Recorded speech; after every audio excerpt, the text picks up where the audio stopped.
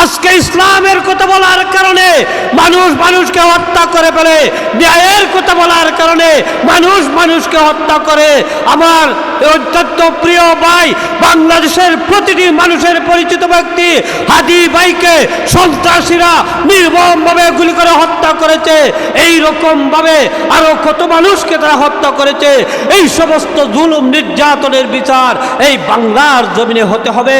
বাংলাদেশের উপদেষ্টাদেরকে দৃষ্টি আকর্ষণ করে বলছি, এই বাংলার জমিনের মধ্যে দোষী সাব্যস্ত করে যারা নাকি কাতিল হবে, যারা নাকি হাদি ভাইকে হত্যা করেছে, তাদেরকে পরিচয় করে করে ঢাকা রাজধানীর মধ্যে প্রকাশ্যভাবে তাদের বিচার করতে হবে।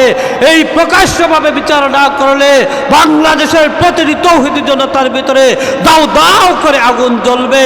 এই জন্য মুসলমানদের রক্ত কখনো বেতা যেতে পারে না, হাদি ভাইয়ের রক্ত কখনো বেতা যেতে পারে না। এই হাদি ভাই ছিলেন একজন কুরআনের হাফিজ। আলহামদুলিল্লাহি ওয়া কাফা ওয়া সালামুন আলা ইবাদিহিল্লাযীনা ইসতাফা। أما بعد فأعوذ بالله من الشيطان الرجيم.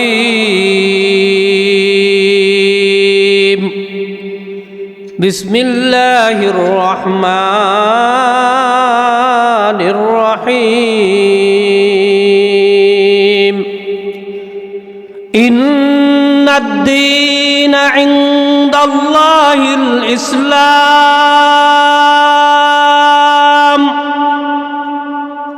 وقال تعالى في آية أخرى: ومن يبتغ غير الإسلام دينا فلن يقبل منه وهو في الآخرة من الخاسرين. صدق الله العظيم. صلى الله على سيدنا ومولانا محمد وعلى آله وأصحابه وسلم. أما بعد. নবীগণ দারুল উলুম মাদ্রাসা ও এতিমখানা ওসমানী রোড নবীগঞ্জ পৌরসভা হবিগঞ্জের উদ্যোগে আয়োজিত ৫৪তম বার্ষিক ইসলামী মহাসম্মেলনের প্রথম অধিবেশনের অত্যন্ত শ্রদ্ধাভাজন সভাপতি সাহেব, মঞ্চে উপবিষ্ট উলামায়ে কেরাম, মুরব্বিয়ানে আযম, যুব সমাজ, ছাত্র সমাজ, মাইকের আওয়াজ যতটুকু পর্যন্ত পৌঁছতেছে, নবীগঞ্জ বাজারের ব্যবসায়ী বৃন্দ, পর্দানিশী আমার অত্যন্ত শ্রদ্ধা মা ও বোনেরা, সর্বপ্রথম আমি মহান রব্বুল আলামিনের শুকরিয়া জ্ঞাপন করছি যে মহান রব্বুল আলামিন আমাদেরকে আমাদের নবীগঞ্জের প্রাণ কেন্দ্র নবীগঞ্জ দারুল উলুম মাদ্রাসা ও এতিমখানার বার্ষিক ইসলামী সম্মেলনে কুরআন ও হাদিসের আলোচনা করার, কুরআন ও হাদিসের আলোচনা শোনার সুযোগ দান করেছেন। সেই জন্য আমরা সকলে বলি আলহামদুলিল্লাহ। আমি আপনাদের সামনে মানবতার মুক্তির সনদ মহাগ্রন্থ আল কোরআনের সূরা আল ইমরানের ছোট্ট 2টি আয়াত তেলাওয়াত করেছি। তেলাওয়াতকৃত আয়াতকে সামনে রেখে স্বল্প সময় আপনাদের সামনে আলোচনা করার চেষ্টা করব। আল্লাহর কাছে তৌফিক চাই, আপনাদের কাছে দোয়া চাই। আলোচ্য আয়াতের মধ্যে আল্লাহ রাব্বুল আলামিন বলেন, ইন্নাদ-দীনা ইনদাল্লাহিল ইসলাম। আয়াতের অর্থ হলো আল্লাহ রাব্বুল আলামিনের নিকট একমাত্র ইসলাম ধর্মই গ্রহণযোগ্য। সেই ইসলামকে নিয়ে আজকে মানুষ চিনিমিনি খেলতেছে, মুসলমানকে নিয়ে আজকে মানুষ কটূক্তি করতেছে। কুরআন হাদিসকে নিয়ে মানুষ কটূক্তি করতেছে। আল্লাহ রাব্বুল আলামিন জানিয়ে দিয়েছেন, হে দুনিয়ার বেঈমান কাফিররা, হে দুনিয়ার ইহুদি নাসারারা, হে দুনিয়ার বেঈমান কাফিররা, তোমরা যতই চেষ্টা করো না কেন এই পৃথিবী থেকে কোরআনকে উৎখাত করতে পারবে না। তোমরা এই পৃথিবী থেকে ইসলামকে মিটাতে পারবে না। সেই ইসলামই একমাত্র ধর্ম, যেই ধর্ম আল্লাহর কাছে গ্রহণযোগ্য ধর্ম। কথা বলেন ঠিক না বেঠিক? জুড়ে বলেন ঠিক না বেঠিক?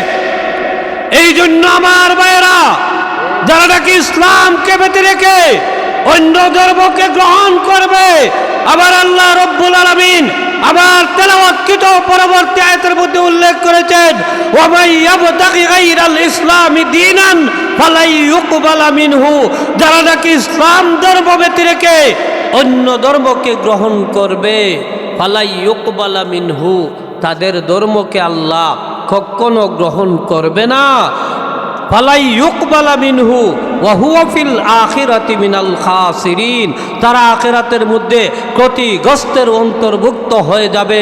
এই জন্য আসেন আমার ভাইয়েরা, এই নবীগঞ্জ দারুল উলুম মাদ্রাসা সহ বাংলাদেশের প্রতিটি কওমি মাদ্রাসার মধ্যে ইসলামের শিক্ষা দেওয়া হয়, কোরআনের শিক্ষা দেওয়া হয়, হাদিসের শিক্ষা দেওয়া হয়।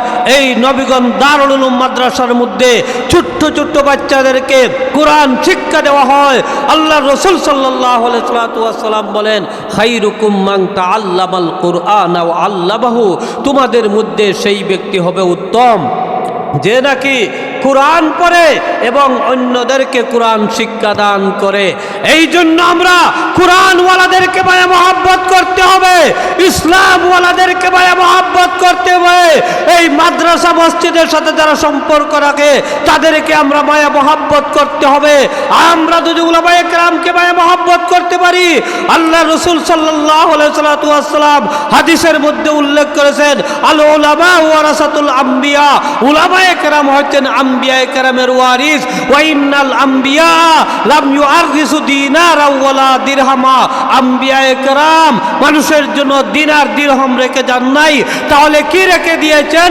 ইন্নামা ওয়ারাসুল ইলম, ইলমকে রেখে দিয়েছেন। ফামান আখাযাহু আখাযা বিহাজ্জিন ওয়াফির, অতএব যারা এলিমকে সঠিকভাবে আঁকড়িয়ে ধরবে তারাই একটি বড় জিনিস আঁকড়িয়ে ধরলো। অতএব যারা মাদ্রাসায় পড়ান, যারা পড়েন, তাদেরকে আপনি মায়া মহব্বত করতে হবে।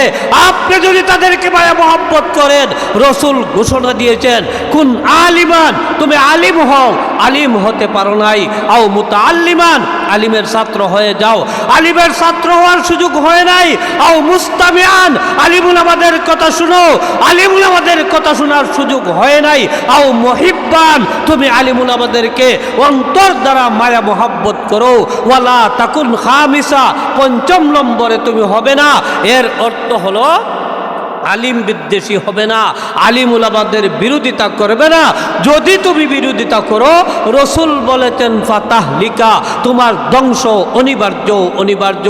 আজকে ইসলামের কথা বলার কারণে মানুষ মানুষকে হত্যা করে ফেলে, ন্যায়ের কথা বলার কারণে মানুষ মানুষকে হত্যা করে। আমার অত্যন্ত প্রিয় ভাই, বাংলাদেশের প্রতিটি মানুষের পরিচিত ব্যক্তি হাদি ভাইকে সন্ত্রাসীরা নির্মমভাবে গুলি করে হত্যা করেছে। এই রকম ভাবে আরো কত মানুষকে তারা হত্যা করেছে। এই সমস্ত জুলুম নির্যাতনের বিচার এই বাংলার জমিনে হতে হবে।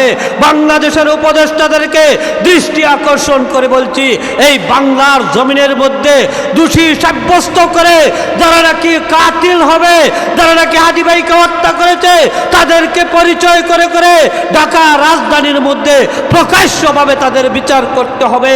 এই প্রকাশ্যভাবে বিচার না করলে বাংলাদেশের প্রতিটি তৌহিদি জনতার ভিতরে দাও দাও করে আগুন জ্বলবে। এই জন্য মুসলমানদের রক্ত কখনো বেতা যেতে পারে না, হাদি ভাইয়ের রক্ত কখনো বেতা যেতে পারে না। এই হাদি ভাই ছিলেন একজন কোরআনের হাফিজ। কোরআনের হাফিজ যারা হবে তাদেরকে আপনি আমি মায়া মোহাব্বত করতে হবে। তাদেরকে যদি আমরা মায়া মোহাব্বত করতে পারি, কাল কিয়ামতের ময়দানে আমরা তাদের সাথে বেহেশতের মধ্যে যাইতে পারবো। তাদেরকে মায়া মোহাব্বত করতে পারলে কিয়ামতের ময়দানে আলিম উলামাদের সাথে আমরা বেহেশতের মধ্যে যাইতে পারবো। এই জন্য আমার ভাইয়েরা, এই মাদ্রাসায় টাকা দিয়া, পয়সা দিয়া, শ্রম দিয়া, বুদ্ধি দিয়া সর্বাত্মকভাবে আপনারা সহযোগিতা করতে হবে। মাদ্রাসার প্রিন্সিপাল মাওলানা মাহবুবুর রহমান সাহেব অত্যন্ত দক্ষ একজন আলেম। আসাতিজায়ে কেরামের মধ্যে অনেক দক্ষ আলিম উলামা রয়েছেন। সকলকে আপনি মায়া মোহাব্বত করতে হবে আর সর্ব অবস্থায় এই মাদ্রাসার প্রতি লক্ষ্য করতে হবে। অবশেষে যারা টাকা দিয়া, পয়সা দিয়া, শ্রম দিয়া, বুদ্ধি দিয়া সর্বাত্মকভাবে এই মাদ্রাসার প্রতি লক্ষ্য করেছেন, সকলকে আন্তরিক মুবারকবাদ জানিয়ে আমি আমার সংক্ষিপ্ত বয়ান এখানে শেষ করলাম। ওয়া আখির দাওয়ানা আলহামদুলিল্লাহি রাব্বিল আলামিন। আসসালামু আলাইকুম ওয়া রাহমাতুল্লাহি ওয়া বারাকাতুহু।